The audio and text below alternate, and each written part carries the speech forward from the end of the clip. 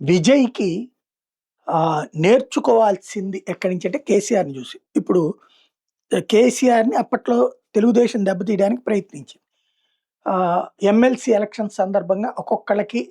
5,00,00,000 డబ్బులిచ్చి, అలాగ ఒక 10 మంది ఎమ్మెల్యేలని కొని, తద్వారా అందులో ఎమ్మెల్సీ గెలిస్తే, ఆ తర్వాత ఇంకో 10 మందిని కొని, ఓ 20 మందిని గనక కేసీఆర్‌ని చెప్పాడు. 64 సీట్లుండేది. 67 అనుకుంటా. వాటితో మార్చేయాలన్నటువంటి ప్లాన్ చేసింది. అది చూసి ఆ విషయం తెలిసిన తర్వాత కేసీఆర్‌కి ఎలా ఆపగలుగుతాడు ఆ 20 మంది ఎమ్మెల్యేలని? అందుకనినే ఏకంగా ఏసీబీ కేస్ పెట్టి, చంద్రబాబు మీదనే కేస్ పెట్టి, అలాగే అరెస్టులు ఈ హడావిడి చేసేటప్పటికి బాబు అక్కడి నుంచి అర్జెంట్‌గా ఆంధ్రాకొచ్చేయాల్సొచ్చింది. ఇప్పుడు తమిళనాడులో జరగాల్సింది అదే. విజయ్ ఇప్పుడేంటి మామూలు కేస్ పెడితే ఏదో ప్రభుత్వాన్ని కూలుస్తున్నారని కేస్ పెడితే కోర్టులో పెద్దగా నిలవదు.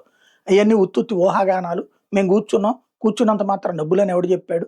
ఇట్లాగే మాట్లాడతారు. అప్పుడు కోర్టులు గూడా ఏం జేయలేవు. దానికి ఎలిబి కింద చూడలేవు వాళ్ళందరూ కూర్చుని ఉండటాన్ని. కాబట్టి కేసు నిలబడదు. అక్కడేం జేశారు రేవంత్‌ని? ఏసీబీ చేత అరెస్ట్ చేయించి జైల్‌లో పెట్టించారు. తద్వారా రేవంత్ అరెస్ట్ తర్వాత ఇక చంద్రబాబుకి అనేటప్పటికినే కంగారు పుట్టింది.